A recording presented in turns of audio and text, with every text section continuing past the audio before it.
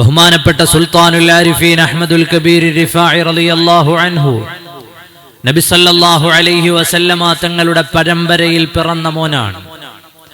അള്ളാഹുവിന്റെ ഔലിയാക്കളുടെ സമുന്നതമായ സ്ഥാനമെത്തിക്കുന്നതോ ധാരാളം കാലം അള്ളാഹുവിന്റെ പരിശുദ്ധമായ ദീനിനെ പഠിച്ചു, അതിൽ ഉന്നതമായ അവഗാഹം നേടി, ആത്മീയമായ സരണികളുടെ വഴികൾ തിരഞ്ഞെടുത്തു.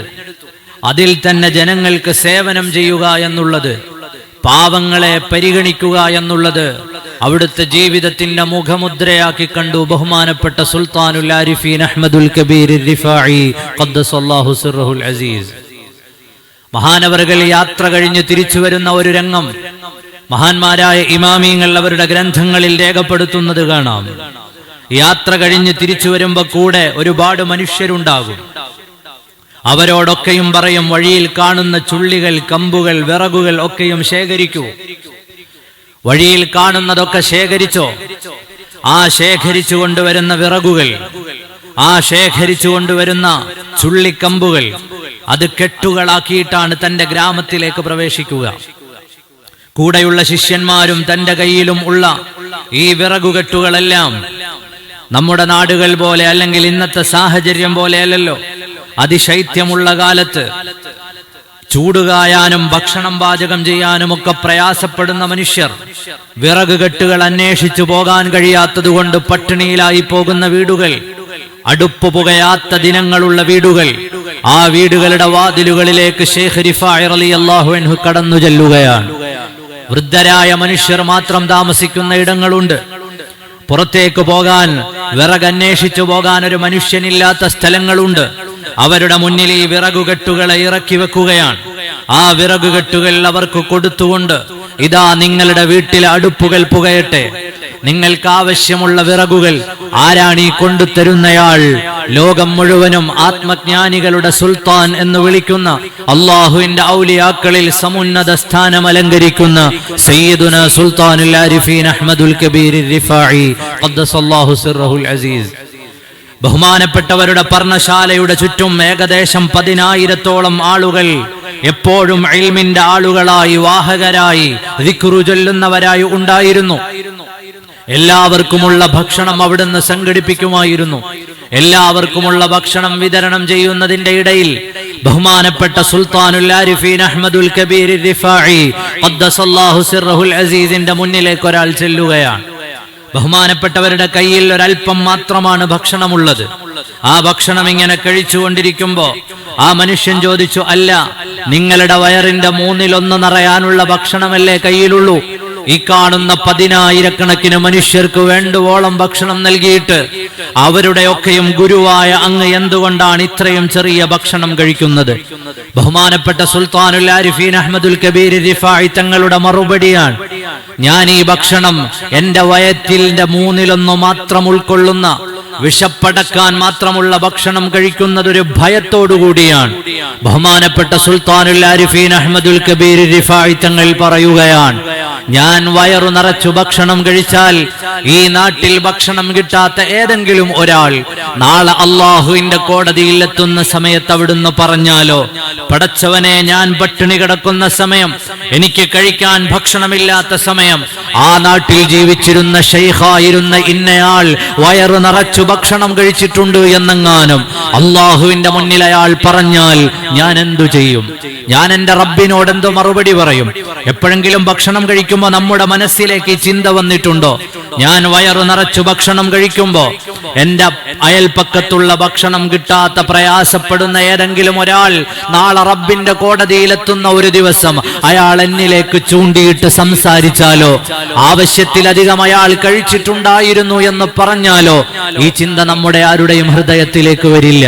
അവിടെയാണ് ഔലിയാക്കളുടെ ഹൃദയവും നമ്മുടെ ഹൃദയവും തമ്മിലുള്ള വ്യത്യാസം.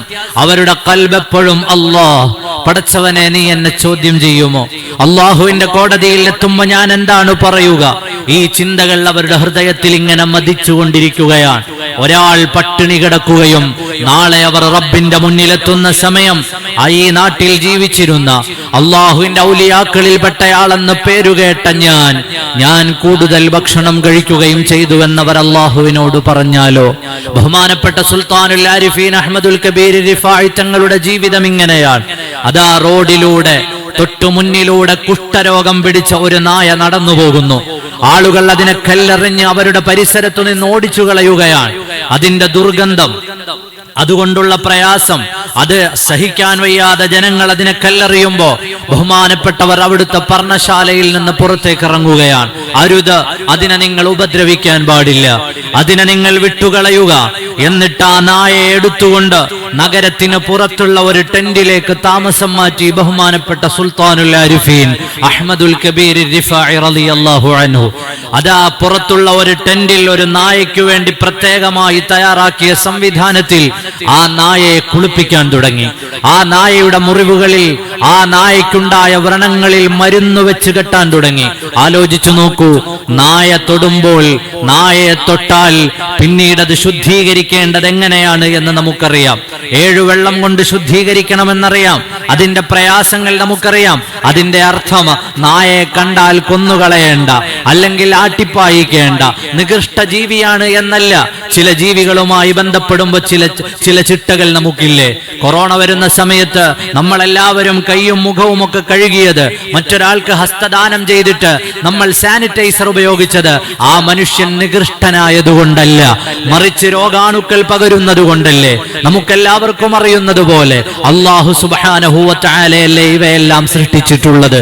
ആ ജീവജാലങ്ങളെ സ്പർശിക്കുമ്പോൾ അത് നനവോടെ തൊട്ടാൽ ഇങ്ങനെയാണ് ക്രമീകരണം നടത്തേണ്ടത് എന്ന്, ശുദ്ധീകരണം നടത്തേണ്ടത് എന്ന് ഇസ്ലാം പഠിപ്പിക്കുന്നത്. ആ ജീവി ഏതെങ്കിലും മോശപ്പെട്ട ജീവിയായതുകൊണ്ടല്ല. പ്രിയപ്പെട്ട മുഅ്മിനീങ്ങളെ, അല്ലാഹുവിന്റെ പരിശുദ്ധമായ മതം ചിട്ടകൾ നമുക്ക് പഠിപ്പിച്ചു തരുകയാണ്. വിശ്വാസിയായ ഒരു മനുഷ്യൻ ഒരു നായയെ തൊട്ടു അടുത്ത ഇബാദത്തിനു വേണ്ടി എങ്ങനെയാണ് ക്രമീകരിക്കേണ്ടത്, എത്ര വലിയ ക്രമീകരണമാണ് ഉണ്ടാകേണ്ടത്. അപ്പോഴാണ് അല്ലാഹുവിന് വേണ്ടി സദാ ഇബാദത്ത് ചെയ്യുന്ന ഔലിയാക്കളുടെ രാജാവ് തന്റെ കൈ കൊണ്ടൊരു നായയെ കൊണ്ടുപോവുകയാണ്. വീടിന്റെ പുറത്തേക്ക്, നഗരത്തിന്റെ പുറത്തേക്ക് പ്രത്യേകം തയ്യാറാക്കിയ ടെന്റിൽ കൊണ്ടുപോയി അതിനു വേണ്ട ശുശ്രൂഷകളെല്ലാം ചെയ്തു കൊടുത്തു. അതിന് മരുന്ന് വെച്ചു കെട്ടി, അതിനാവശ്യമായ ഭക്ഷണം കൊടുത്തു. 40 ദിവസം ആ നായയുടെ കൂടെ ചെലവഴിച്ചു. 40ാമത്തെ ദിവസം ആരോഗ്യ ദൃഢഗാത്രനായി ആ നായ പുറത്തേക്കിറങ്ങി സഞ്ചരിക്കുമ്പോ ബഹുമാനപ്പെട്ടവർ അവിടെ നിന്ന് ആ ടെന്റിൽ നിന്ന് പുറത്തേക്ക് വന്നു. ഉടനെ ശിഷ്യന്മാരുടെ ചോദ്യം, അല്ല, എന്തിനാണ് ഈ നായയോടൊപ്പം ഇത്രയും ദിവസം ചെലവഴിച്ചത്?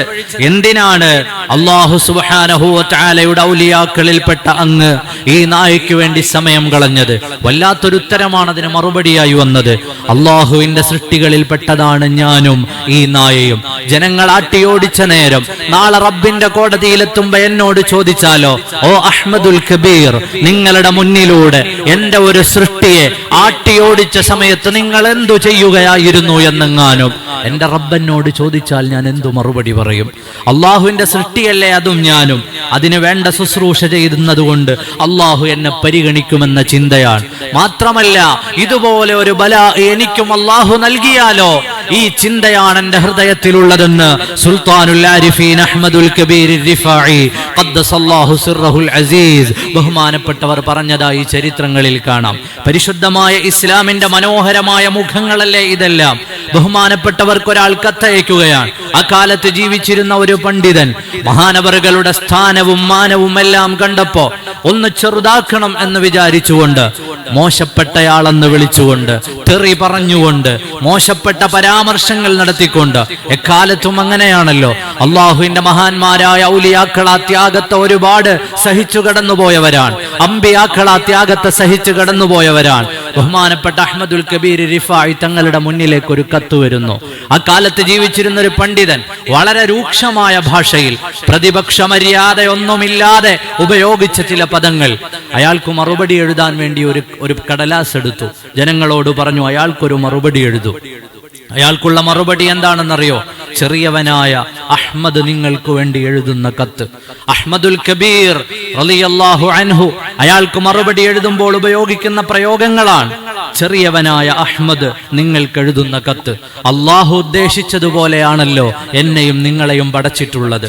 അള്ളാഹു ഉദ്ദേശിച്ചതുപോലെയാണല്ലോ നമ്മൾ ജീവിക്കുന്നത്. എന്നിൽ ഒരുപാട് കുറവുകൾ ഉണ്ടായേക്കാം, എന്നിൽ ഒരുപാട് പ്രശ്നങ്ങൾ ഉണ്ടായേക്കാം. നിങ്ങൾ എന്റെ തെറ്റുകൾ ചൂണ്ടിക്കാണിച്ചു തരൂ. നിങ്ങൾ ഈ പറഞ്ഞതൊക്കെ സത്യമാണെങ്കിൽ അള്ളാഹു എനിക്ക് പുറത്തു തരട്ടെ. അള്ളാഹു സുബ്ഹാനഹു വ തആലയ്ക്ക് അള്ളാഹുവിന്റെ മുമ്പിൽ രക്ഷപ്പെടുന്നതിനു വേണ്ടി നിങ്ങൾ എനിക്ക് വേണ്ടി പ്രത്യേകം ദ്വാരക്കണം എന്ന് പറഞ്ഞുകൊണ്ട് തെറി ഉൾപ്പെടെ എഴുതി കത്തയച്ച ഒരു മനുഷ്യന് ബഹുമാനപ്പെട്ടവർ മറുപടി എഴുതുകയാണ്. ആ മറുപടി വായിച്ച ആ പണ്ഡിതൻ ആ നാടു തന്നെ വിട്ടുപോയി എന്നാണ് ചരിത്രം. അദ്ദേഹത്തിന് പിന്നെ പറയാനൊന്നും ഉണ്ടായിരുന്നില്ല. ബഹുമാനപ്പെട്ട അഹ്മദുൽ കബീർ റിഫായി റളിയല്ലാഹു അൻഹു തന്റെ ലക്ഷക്കണക്കിന് വരുന്ന ശിഷ്യന്മാരുടെ മുന്നിൽ എഴുന്നേറ്റു നിൽക്കുകയാണ്. നിങ്ങളോട് എനിക്കൊരു കാര്യം ചോദിക്കാനുണ്ട്. ആ ജനങ്ങൾ ചോദിച്ചു, എന്താണ് ചോദിക്കാനുള്ളത്? നിങ്ങൾ എന്നിൽ എന്തെങ്കിലും ന്യൂനതകൾ കാണുന്നുണ്ടോ? നമ്മൾ ആരെങ്കിലും നമ്മുടെ ഒരു ന്യൂനത ഒരാൾ പറയാൻ ഇഷ്ടപ്പെടുന്നവരാണോ? തീർച്ചയായുമല്ല. അത് തെറ്റാണ് എന്ന് ചൂണ്ടിക്കാണിച്ചാൽ ഉൾക്കൊള്ളാൻ പലപ്പോഴും നമ്മുടെ മനസ്സ് സമ്മതിക്കില്ല. ഔലിയാക്കളുടെ നേതാവാണ്, എഴുന്നേറ്റു നിന്നിട്ട് ചോദിക്കാൻ, എന്റെ ജീവിതത്തിൽ എന്തെങ്കിലും ഒരു ന്യൂനത നിങ്ങൾ കാണുന്നുണ്ടോ? ഉടനെ കൂട്ടത്തുനിന്ന് ഒരാൾ കൈ ഉയർത്തിയിട്ട് പറഞ്ഞു, ഉണ്ട്. അപ്പോൾ പറഞ്ഞു, നിങ്ങളൊന്ന് പറയൂ, എന്താണ് എന്റെ ന്യൂനത? ആ മനുഷ്യൻ പറഞ്ഞു, അങ്ങയെപ്പോലെ അള്ളാഹുവിന്റെ ഔലിയാക്കളിൽ സമുന്നതരായ നബി സല്ലല്ലാഹു അലൈഹി വസല്ലമ തങ്ങളുടെ കുടുംബ പരമ്പരയിൽ പിറന്ന ഒരു മഹാത്മാവിന്റെ കൂടെ ഞങ്ങളെപ്പോലെ മോശപ്പെട്ട കുറെ ആളുകൾ ഉണ്ടായി എന്നതാണ് അങ്ങയുടെ ന്യൂനത എന്ന് പറഞ്ഞപ്പോൾ, അങ്ങനെ പറയരുത് എന്ന് പറഞ്ഞുകൊണ്ട് ബഹുമാനപ്പെട്ട സുൽത്താനുൽ ആരിഫീൻ അഹ്മദുൽ കബീർ റിഫായി തങ്ങൾ കരയുകയാണ്. അള്ളാഹുവിന്റെ മുമ്പിൽ ഞാൻ നാളെ എത്തിച്ചേരുമ്പോൾ എന്നിൽ എന്തെങ്കിലുമൊക്കെ ന്യൂനതകൾ ഉണ്ടാകുമോ എന്ന വിചാരം കൊണ്ടാണ്. അങ്ങനെ എത്രയാണ് സംഭവങ്ങൾ. അഹ്മദുൽ കബീർ റിഫായി തങ്ങളെ വഴിയിൽ പതിയിരുന്നു കൊണ്ടൊരു മനുഷ്യൻ ആക്രമിച്ചു. ജൂതനായ ഒരു മനുഷ്യൻ യാത്ര ചെയ്യുമ്പോൾ ഇരുട്ട് വീണ് രാവിലെ വെളിച്ചം വീണ് തുടങ്ങിയിട്ടില്ല. പള്ളിയിലേക്കുള്ള യാത്രയിൽ വഴിയുടെ ഒരു ഭാഗത്ത് പതിയിരുന്നു. ആള് മാറിപ്പോയതാണ്. അഹ്മദുൽ കബീർ റിഫായി തങ്ങളെയാണ് ആക്രമിച്ചത്. അയാളുടെ അക്രമം ഇങ്ങനെ തുടർന്നുകൊണ്ടിരിക്കെ മുഖത്തേക്കൊന്ന് നോക്കിയപ്പോ ചെറിയ ഒരു വെളിച്ചത്തിൽ അയാൾ കണ്ടു, ഈ ആക്രമിച്ചു കൊണ്ടിരിക്കുന്നയാൾ ഞാൻ ഉദ്ദേശിച്ചയാളല്ല, എനിക്ക് ആള് മാറിപ്പോയതാണ്, ഇയാൾ വേറെ ആളാണ്. മാത്രമല്ല മുഖത്തേക്ക് നോക്കിയപ്പോ മനസ്സിലായി, ഇതല്ലേ ഈ പ്രദേശത്തെ മുസ്ലിമീങ്ങളൊക്കെ ആദരിക്കുന്ന ആത്മീയ നേതാവ്. ആ ജൂതനായ മനുഷ്യൻ അഹ്മദുൽ കബീർ റിഫായി തങ്ങളോട് പറഞ്ഞു, എനിക്ക് ആള് മാറിപ്പോയതാണ്, ഞാൻ നിങ്ങളെ ഉദ്ദേശിച്ചു വന്നയാളല്ല. എന്നിട്ട് ബഹുമാനപ്പെട്ടവർ ആ മനുഷ്യനോട്, തന്നെ ആക്രമിച്ചയാളോട് പറഞ്ഞത്, തിരിച്ചു പോകൂ, വീട്ടിലേക്ക് മടങ്ങിക്കോ, എന്റെ ശിഷ്യന്മാർ എന്നെ കാണാതെ ആയാൽ അന്വേഷിച്ചു വരും, ആ സമയത്ത് നിങ്ങളെ ഇവിടെ കാണണ്ട, നിങ്ങൾ നിങ്ങളുടെ വീട്ടിലേക്ക് പോകൂ. ജൂതനായ മനുഷ്യൻ വിറച്ചുകൊണ്ടാണ് അദ്ദേഹത്തിന്റെ വീട്ടിലേക്ക് ചെന്നത്. ഭാര്യ ചോദിച്ചു, നിങ്ങൾ എന്താണ് ഇങ്ങനെ പ്രയാസപ്പെടുന്നത്? അപ്പൊ പറഞ്ഞു, ഞാൻ ഈ നാട്ടിലെ മുസ്ലിമീങ്ങളുടെ ആത്മീയ നേതാവിനെ വഴിയിൽ വെച്ച് ആളുമാറി ഉപദ്രവിച്ചു പോയി. ആളുമാറിയിട്ട് അദ്ദേഹത്തെ ഉപദ്രവിച്ചു. എത്രയോ ശിഷ്യന്മാരുള്ള മഹാനുഭാവരാണവർ. അവരിനി എന്താണ് ചെയ്യാൻ പോവാന്ന് എനിക്കറിയില്ല. വളരെ പേടിച്ച് പ്രയാസപ്പെട്ട് വീടിന്റെ ഉള്ളിലിരിക്കുകയാണ്. ബഹുമാനപ്പെട്ട ശൈഖ് റിഫായി റളിയല്ലാഹു അൻഹു പള്ളിയിലേക്ക് പോയി. ആത്മീയ മജ്ലിസ് കഴിഞ്ഞ് ഭക്ഷണം വിതരണം ചെയ്യുമ്പോൾ പറഞ്ഞു, കുറച്ചു ഭക്ഷണം എന്റെ അടുക്കലേക്ക് കൊണ്ടുവരൂ. കുറച്ചു ഭക്ഷണം ബഹുമാനപ്പെട്ടവരുടെ അടുക്കലേക്ക് കൊണ്ടുവന്നു. ഉടനെ ഒരു ശിഷ്യനെ വിളിച്ചിട്ട് പറഞ്ഞു, ഇന്ന സ്ഥലത്തൊരു ജൂതനായ മനുഷ്യന്റെ വീടുണ്ട്, അവിടെ ചെന്ന് ആ വാതിലിൽ മുട്ടിയിട്ട് ഈ ഭക്ഷണം അവർക്ക് കൊടുക്കണം. ജൂതനും അദ്ദേഹത്തിന്റെ കുടുംബവും പേടിച്ചിരിക്കുന്ന സമയത്താണ് വാതിലിൽ ഒരാൾ മുട്ടുന്നു. പേടിയോടെ മക്കൾ വാതിൽ തുറന്നപ്പോ, ഇതാ പള്ളിയിൽ നിന്ന് ഷെയ്ഖ് നിങ്ങൾക്ക് കൊടുത്തയച്ചതാണ് ഇതെല്ലാം. വിഭവസമൃദ്ധമായ ഭക്ഷണം തന്നെ ഉപദ്രവിച്ച കുടുംബത്തിനു നൽകി. അതിന്റെ ഫലം എന്തായിരുന്നു എന്നറിയുമോ? 8 പേരടങ്ങുന്ന ആ കുടുംബം പള്ളിയിലേക്ക് വരികയാണ്. അഷ്ഹദു അല്ലാ ഇലാഹ ഇല്ലല്ലാഹ് വ അഷ്ഹദു അന്ന മുഹമ്മദുർ റസൂലുള്ളാഹ്. അവർക്കെല്ലാവർക്കും ഹിദായത്തിന് കാരണമായത് ആ ഒരു പൊതിച്ചോറാണ്. അവരുടെ ഹിദായത്തിന് വെളിച്ചമായത് ആ ഒരു പൊതി ഭക്ഷണം. അവരെ കൈപിടിച്ചു കൊണ്ടുവന്നത് ആ ഒരു ഷെയ്ഖിന്റെ ജീവിതത്തിലെ സഹിഷ്ണുത. ക്ഷമിച്ചു. നമ്മളാണെങ്കിലോ വഴിയിൽ ഒരാൾ തെറി പറഞ്ഞാൽ വെറുതെ ഒരാളാന്ന് വിചാരിക്കും, ഒരുപാട് ശിഷ്യന്മാരൊന്നും വേണ്ട. അപ്പൊ ഞാൻ നിങ്ങളോട് വന്ന് പറയാം, ഞാൻ വഴിയിലൂടെ വരുമ്പോ എന്നെ ഇന്ന ഒരാൾ, ഒരു ബംഗാളി തെറി പറഞ്ഞു എന്ന് പറയാം. അപ്പൊ പള്ളി നിസ്കരിക്കാൻ വരും, നിങ്ങൾ എന്ത് പറയും? എന്നാ പിന്നെ അവനെ ഒന്ന് കാണണമല്ലോ, എന്നാൽ അവനെ ഒന്ന് കാണണമല്ലോ.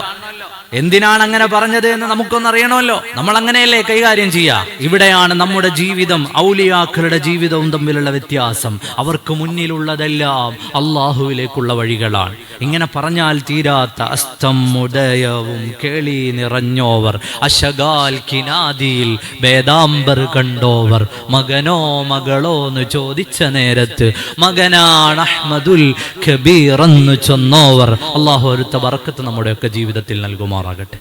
ഇതാണ് ഇസ്ലാം. ലോകത്തിന്റെ മുമ്പിൽ നമ്മുടെ മുൻഗാമികൾ അവരുടെ ജീവിതം കൊണ്ട് അടയാളപ്പെടുത്തിയ സമുജ്ജലമായ ദർശനം ഇതാണ് ഇസ്ലാം. സ്നേഹം കൊണ്ടടയാളപ്പെടുത്തിയ ഔലിയാക്കളുടെ ജീവിതം, സഹിഷ്ണുത കൊണ്ടടയാളപ്പെടുത്തിയ സൂഫികളുടെ ജീവിതം, ലോകത്തിന്റെ മുന്നിലെ തുറന്ന പുസ്തകങ്ങളായി മാറിയ ഷെയ്ഖ് അബ്ദുൽ ഖാദിർ ജീലാനി തങ്ങളുടെ, ഷെയ്ഖ് റിഫാഇ തങ്ങളുടെ, മഹാനരായ ഖാജ മുഈനുദ്ദീൻ ചിശ്തി റളിയല്ലാഹു അൻഹുവിന്റെ, നമ്മുടെ നാടുകളിലൊക്കെ മസാറുകളിൽ മറപ്പെട്ടു കിടക്കുന്ന മഹാത്മാക്കളായ മുൻഗാമികളുടെ തൂവെള്ള നിറഞ്ഞ മനോഹരമായ ഇസ്ലാമിന്റെ ഉന്നതമായ ജീവിതം, ഇതിനെയാണ് ഇസ്ലാമിക ജീവിതമായി ലോകം പഠിക്കേണ്ടത്. മഹാന്മാരായ നമ്മുടെ മുൻഗാമികളുടെ ജീവിതത്തെ ഇങ്ങനെയാണ് പഠിക്കേണ്ടത്. നോക്കൂ, ലോക ചരിത്രത്തിലെ തന്നെ ഏറ്റവും വലിയ രക്തരൂക്ഷിതമായ കലാപങ്ങളിൽ ഒന്നാണ് സുഡാനിൽ നടന്നുകൊണ്ടിരിക്കുന്നത്. അതിലേക്ക് ചൂണ്ടിയിട്ട് ഇസ്ലാമിന്റെ വിരോധികൾ ഇസ്ലാമിനെ കുറ്റം പറയാണ്. സുഡാനിൽ 95% വരുന്ന മുസ്ലിമീങ്ങൾ 2 വിഭാഗങ്ങളായി അവിടെ ഏറ്റുമുട്ടുകയാണ്. എത്ര സങ്കടകരമാണ്. ഒരേ ആശയത്തിൽ വിശ്വസിക്കുന്ന ആളുകൾ നമ്മളൊരു ഭാഗത്ത് ഗസയെ കുറിച്ച് കണ്ണീർ വാർത്തു കഴിഞ്ഞപ്പോഴാണ് മറുഭാഗത്ത് ലോകം കണ്ട ക്രൂരമായ, മനുഷ്യന്മാരെ പച്ചയ്ക്കു കത്തിക്കുന്ന, ബലാത്സംഗങ്ങൾക്ക് വിധേയമാകുന്ന, നിരത്തി നിർത്തി പിഞ്ചോമന മക്കളെ പോലും വെടിവെച്ചു കൊല്ലുന്ന, അള്ളാഹുവിന്റെ പരിശുദ്ധമായ മതത്തിന്റെ അധ്യാപനങ്ങൾക്ക് നിരക്കാത്ത ഇത്തരം ഇടപാടുകൾ ആരും ഇസ്ലാമിലേക്ക് വരവെക്കരുത്. അത് ഇസ്ലാമിക ജീവിതമല്ല. ഇസ്ലാമിന്റെ ഭരണം എങ്ങനെയായിരുന്നു എന്നറിയാൻ വായിക്കേണ്ടത് ഖലീഫമാരുടെ ജീവിതമാണ്. മലയടിവാരത്ത് വിശന്നുറങ്ങുന്ന കുഞ്ഞിനെ കണ്ടിട്ട് മദീന പള്ളിയിലേക്ക് കടന്നു വന്നു സയ്യിദുനാ ഉമർ ബിൻ ഖത്താബ് റളിയല്ലാഹു അൻഹു. മന്ത്രിയായിരുന്നവരെ വിളിച്ചിട്ട് ചോദിച്ചു, അറിയുമോ ആ മലയുടെ താഴ്വാരത്ത് അല്ലാഹുവിന്റെ കോപം എന്നെ കാത്തു നിൽക്കുന്നു, അല്ലാഹുവിന്റെ കോപം എന്നെ കാത്തു നിൽക്കുന്നു. ഭക്ഷണവും കൊണ്ട് അങ്ങോട്ട് സഞ്ചരിക്കൂ, അവർക്ക് വേണ്ട ഭക്ഷണം കൊടുക്കൂ. സാധാരണ ഒരു നായെ, തന്നെ തല്ലിയ മനുഷ്യനെ, തന്റെ ലോകത്ത് ജീവിക്കുന്ന തന്റെ ഭരണീയരായ മനുഷ്യരുടെ ക്ഷേമം അന്വേഷിച്ചിറങ്ങിയ മുസ്ലിം ഭരണാധികാരികളുടെ ചരിത്രമാണ് ഇസ്ലാമിൻ്റെത്. അതിനെ മുൻനിർത്തിക്കൊണ്ട് മാത്രമാണ് ഇസ്ലാമിന്റെ ചരിത്രത്തെ വായിക്കേണ്ടത്. സുഡാനിൽ നടക്കുന്നത് ഇസ്ലാമിന് വേണ്ടിയുള്ള വിപ്ലവമൊന്നുമല്ല, ആരെയും മുസ്ലിങ്ങളാക്കാനുള്ള വിപ്ലവമല്ല, അവിടെയുള്ള സ്വർണ്ണ ഖനികൾക്ക് വേണ്ടിയുള്ള ഏറ്റുമുട്ടലാണ്. അതിനുവേണ്ടിയാണ് ഈ മനുഷ്യത്വം മറന്ന പോരാട്ടങ്ങൾ നടക്കുന്നത്. അവിടെ ഒരു ചരിത്രം കൂടി നമ്മൾ മനസ്സിലാക്കുക. ഇസ്ലാമിലെ ഈ മഹാന്മാരായ മുൻഗാമികളുടെ പാതകളിൽ നിന്ന് വ്യതിചലിച്ച ആളുകളാണ് സുഡാനിൽ ഇന്നു കാണുന്ന ഈ പ്രക്ഷോഭങ്ങളുടെ എല്ലാം പിന്നിലുള്ളത്. ഈജിപ്റ്റ് ആസ്ഥാനമായി പ്രവർത്തിച്ചുകൊണ്ടിരിക്കുന്ന ആ പരിസര പ്രദേശങ്ങളിലൊക്കെയുള്ള ഇഖ്വാനികൾ സുഡാനിന്റെ ഭരണകൂടത്തെ അട്ടിമറിച്ചു. തെരഞ്ഞെടുക്കപ്പെട്ട ഭരണകൂടം ലോകത്തെ എല്ലാ സ്ഥലങ്ങളിലും ആവശ്യമില്ലാത്ത വിപ്ലവങ്ങൾ സൃഷ്ടിച്ച് സ്വസ്ഥമായിരിക്കുന്ന നാടുകളെ നശിപ്പിച്ചതിൽ യഥാർത്ഥ ഇസ്ലാമിൽ നിന്ന് വ്യതിചലിച്ച ആളുകൾക്ക് വലിയ പങ്കുണ്ട്. ഇതുവരെ ഉണ്ടായിരുന്ന ഭരണകൂടത്തെ അട്ടിമറിച്ചു. അവിടുന്ന് അങ്ങോട്ട് 30 കൊല്ലക്കാലം അവരുടെ ഭരണമായിരുന്നു. ആ 30 കൊല്ലക്കാലത്തിന്റെ ഇടയിലാണ് അവിടെയുള്ള ജനങ്ങളിൽ പകുതിയിലധികവും ദരിദ്രരായി മാറിയത്. അഴിമതിയെല്ലാം നിറഞ്ഞ ആ ഭരണം ഏകദേശം 2019 വരെ നീണ്ടു. ജനങ്ങൾ വീണ്ടും തെരുവിലിറങ്ങി. സുഡാനിൽ നടക്കുന്ന ഈ പ്രശ്നം ഇന്നും ഇന്നലെ എന്നുള്ളതല്ല, 2019 2023 ഒന്നും തുടങ്ങിയതല്ല. ജനങ്ങൾ തെരുവിലിറങ്ങിയപ്പോ 2 വിഭാഗങ്ങളായി അവിടുത്തെ 2 ജനറൽമാരുടെ സൈന്യം ഏറ്റുമുട്ടാണ്. അവിടെയൊക്കെയാണ് ഈ ആശയങ്ങൾ, ഈ പോരാട്ടങ്ങളുടെ എല്ലാം പിന്നിലുള്ളത്. ഹസൻ അൽ തുറാബി എന്നൊരു മനുഷ്യനെ കാണാം. അവിടെ ഉണ്ടായിരുന്ന ഭരണകൂടത്തെ താഴെ ഇറക്കാൻ മുന്നിട്ടിറങ്ങിയാൾ, അവിടെ ഉണ്ടായിരുന്ന സായുധ പോരാട്ടങ്ങൾക്ക് നേതൃത്വം നൽകുന്നയാൾ. അയാൾ ആശയം സ്വീകരിച്ചത് ആരിൽ നിന്നാണ്? ഖർദാവിയിൽ നിന്നാണ്. യൂസുഫുൽ ഖർദാവിയെ കാണാൻ ഖത്തറിലെത്തിയ ചിത്രങ്ങൾ എത്രയാണുള്ളത്. അയാളുടെ ആശയ സ്രോതസ് ഖർദാവിയാണ്. അയാൾ ആശയം സ്വീകരിക്കുന്നത് ഇഖ്വാനികളിൽ നിന്നാണ്. മാത്രമല്ല, ലോകത്തുള്ള വ്യത്യസ്തങ്ങളായ സംഘടനകളെ സംഘടിപ്പിച്ചുകൊണ്ട് ഭീകരവാദത്തിന്റെ, തീവ്രവാദത്തിന്റെ വാതിലുകൾ അങ്ങോട്ട് തുറന്നിടാനുള്ള ശ്രമങ്ങൾ നടന്നു. ഞാൻ പറയുന്നത് പച്ചയായ ചരിത്രമാണ്. അതായത് മുസ്ലിം രാഷ്ട്രങ്ങളിൽ ഉണ്ടായ ഈ ചോരപ്പുഴയുടെ പിന്നിലൊക്കെയും യഥാർത്ഥമായ ഇസ്ലാമിന്റെ ആശയാടിസ്ഥാനങ്ങളെ വിട്ടെറിഞ്ഞുപോയ മനുഷ്യരുടെ കൈകളുണ്ട്, ആശയങ്ങളുണ്ട്. മഹാന്മാരുടെ വഴികളിൽ നിന്ന് വ്യതിചലിച്ചവരുടെ ആശയങ്ങളുണ്ട്. ഷെയ്ഖ് റിഫാഇ റളിയല്ലാഹു അൻഹുവിന്റെ ആശയത്തിന് ഒരു മനുഷ്യനെ കൊല്ലാൻ കഴിയില്ല, അകാരണമായി പട്ടിണിക്കിടാൻ കഴിയില്ല, നോവിക്കാൻ കഴിയില്ല, വേദനിപ്പിക്കാൻ കഴിയില്ല. ഹബീബ് മുഹമ്മദുർ റസൂലുള്ളാഹി സ്വല്ലല്ലാഹു അലൈഹി വസല്ലമ തങ്ങളുടെ പരിശുദ്ധ ഇസ്ലാമിന് സുഡാനിൽ നടക്കുന്ന ഏതെങ്കിലും ഒരു പ്രവർത്തനങ്ങളുടെ കൂടെ നിൽക്കാൻ കഴിയുമെന്ന് തോന്നുന്നുണ്ടോ? തീർച്ചയായുമില്ല. എന്ത് പറഞ്ഞാലും ആയുധമെടുത്തുള്ള ഈ പോരാട്ടങ്ങൾക്കും കുഞ്ഞുങ്ങളെ കൊന്നുതള്ളുന്ന, സ്ത്രീകളെ ബലാത്സംഗം ചെയ്യുന്ന, രക്തപ്പുഴയൊഴുക്കുന്ന ഈ ആശയ സംവിധാനങ്ങളോടും കൂട്ടുനിൽക്കാൻ ഇസ്ലാമിന് സാധ്യമല്ല. അപ്പൊ ഇതിന്റെയൊക്കെ പിന്നിൽ അധികാര താല്പര്യങ്ങളാണ്, സ്വർണത്തോടുള്ള ആർത്തിയാണ്. ചെങ്കടലിലേക്ക് തുറന്നു കിടക്കുന്ന സുഡാനിന്റെ ഉന്നതമായ വഴികളിലൂടെ തങ്ങൾക്ക് ഭാവിയിൽ വലിയ ബിസിനസ് സാമ്രാജ്യങ്ങൾ കെട്ടിപ്പടുക്കണമെന്ന ആശയാണ്. അതിലൊന്നും ഇസ്ലാമില്ല. പേര് കേട്ടിട്ട് അതൊക്കെ ഇസ്ലാമിന്റെ തലയിൽ ആരും വെക്കേണ്ടതുമില്ല. അതാണ് ഞാൻ പറഞ്ഞു വന്നത്. എത്രയോ മനുഷ്യരെ ദിവസേന കൊന്നു തള്ളിക്കൊണ്ടിരിക്കുന്ന ഇതൊക്കെ കണ്ടിട്ട് ഇതൊക്കെയാണോ ഇസ്ലാം എന്നാരും തെറ്റിദ്ധരിക്കരുത്. ഇസ്ലാം എന്താണെന്ന് ഇവിടെ ജീവിച്ചു കാണിച്ചു തന്ന മുൻഗാമികൾ നമുക്കുണ്ടായിരുന്നു. അവരുടെ പാത പിന്തുടർന്ന് ജീവിക്കാൻ അള്ളാഹു തൗഫീഖ് നൽകുമാറാകട്ടെ. ഇങ്ങനെ ലോകത്ത് വിവിധങ്ങളായ സ്ഥലങ്ങളിൽ നടക്കുന്ന പ്രശ്നങ്ങൾ, അപ്പോഴെല്ലാം നമുക്ക് ആശ്രയിക്കാവുന്ന എന്താണ് ഇസ്ലാം, എന്തായിരുന്നു ഇസ്ലാം, എന്താണ് പൂർണ്ണനായ മുസ്ലിം, ആരായിരുന്നു ഇസ്ലാമിന്റെ നേതാക്കൾ എന്ന് പഠിക്കേണ്ടത് നമുക്ക് അത്യാവശ്യമാണ്. അതോടൊപ്പം കഴിഞ്ഞ ആഴ്ചയിൽ സംസാരിച്ചൊരു വിഷയം കൂടി ഓർമ്മപ്പെടുത്തുന്നു. SIR-മായി ബന്ധപ്പെട്ട് കഴിഞ്ഞ ആഴ്ചയിൽ നമ്മൾ സംസാരിച്ചിരുന്നു. അൽഹംദുലില്ലാഹ് 2 ലക്ഷത്തിലധികം ആളുകൾ ഇന്റർനെറ്റിൽ മാത്രം വിവിധ സോഷ്യൽ മീഡിയ പ്ലാറ്റ്ഫോമുകളിലൂടെ ആ പ്രസംഗം കേട്ടിട്ടുണ്ട്. അള്ളാഹു എല്ലാവർക്കും അനുഗ്രഹം ചെയ്യുമാറാകട്ടെ. പ്രിയപ്പെട്ട സഹോദരങ്ങളെ, ഇതൊരു വോട്ടേഴ്സ് ലിസ്റ്റിന്റെ മാത്രം പ്രശ്നമാണ് എന്ന് നമ്മൾ ആരും കരുതരുത്. അപ്പൊ എനിക്കിനിപ്പോ വോട്ടൊന്നുമില്ല, ഞാനിപ്പോ ഏതായാലും 10-60 വയസ്സായി, ഇതിനൊന്നും നിൽക്കണ്ടെന്ന് ആരും വിചാരിക്കരുത്. അടുത്ത ഒരു SIR പ്രക്രിയ നമ്മുടെ രാജ്യത്തുണ്ടാകുമ്പോൾ ഒരുപക്ഷെ അവലംബിക്കുക ഇപ്പോഴുള്ള ഈ ലിസ്റ്റായിരിക്കും. അപ്പൊ നിങ്ങളുടെ മക്കൾ കൈകടിക്കുന്ന ഒരു സാഹചര്യം വരരുത്. ആ കാരണം അവർ ജീവിച്ചിരുന്നപ്പോൾ അത് ചെയ്തായിരുന്നെങ്കിൽ ഇപ്പൊ ഇതുണ്ടാവുമായിരുന്നോ എന്നൊരു ചോദ്യം വരരുത്. അതുകൊണ്ട് നമ്മളെല്ലാവരും അതിന്റെ ഗൗരവം മനസ്സിലാക്കി, നമ്മുടെ തലമുറകൾ, നാം ജീവിക്കുന്ന ഈ നാട്ടിൽ നിലനിൽക്കാനുള്ളതാണ്. നമ്മുടെ മക്കൾ, പേരമക്കൾ, അവർക്കൊക്കെ വേണ്ടി നാം തലമുറകൾക്ക് വേണ്ടി നടത്തുന്ന ഒരു പ്രയത്നമാണ് ഇത് എന്ന് മനസ്സിലാക്കിക്കൊണ്ട് ഈ പ്രക്രിയയുടെ ഭാഗമാവുക.